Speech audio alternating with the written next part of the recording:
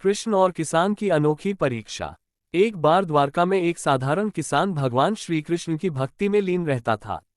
वह हर दिन सुबह उठकर उनके लिए ताज़ा दूध, मक्खन और फूलों का भोग बनाता था और पूरे दिन जय श्री कृष्ण का जाप करता रहता था। उसकी भक्ति इतनी गहरी थी कि लोग उसे कृष्ण का सबसे प्रिय भक्त कहने लगे। ये बात नारद मुनि के कानों तक पहुंची। नारद मुनि ने सोचा, मैं तो श्री कृष्ण का अनन्य भक्त हूँ।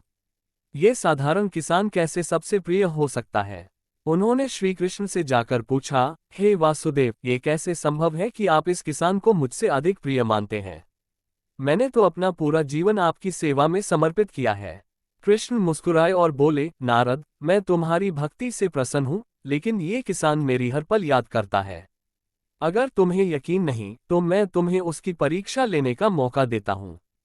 कृष्ण ने नारद को एक तेल से भरा पात्र दिया और कहा, इसे लेकर पूरे द्वारका का चक्कर लगाओ, लेकिन ध्यान रखना कि एक भी बूंद तेल गिरनी नहीं चाहिए। अगर तुम ऐसा कर पाए तो मैं मान लूंगा कि तुम्हारी भक्ति भी किसान की तरह है। नारद ने पात्र को संभालकर सिर पर रखा और चल पड़े। वह पूरे समय तेल पर ध्यान केंद्रित किए रहे ताकि एक भी बूंद न गिरे। जब वह द्वारका का चक्कर पूरा करके लौटे तो उनके चेहरे पर गर्व था। उन्होंने श्री कृष्ण से कहा, देखा प्रभु, मैंने एक बूंद भी गिरने नहीं दी। अब बताए, मेरी भक्ति किससे कम है।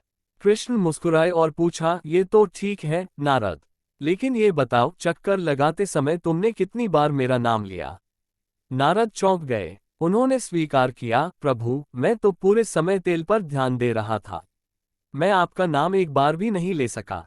कृष्ण ने तब नारद को किसान की ओर इशारा करते हुए कहा, देखो, वह किसान अपना खेत जोतते समय, भोजन करते समय और यहाँ तक कि सोते समय भी मेरा नाम लेता है।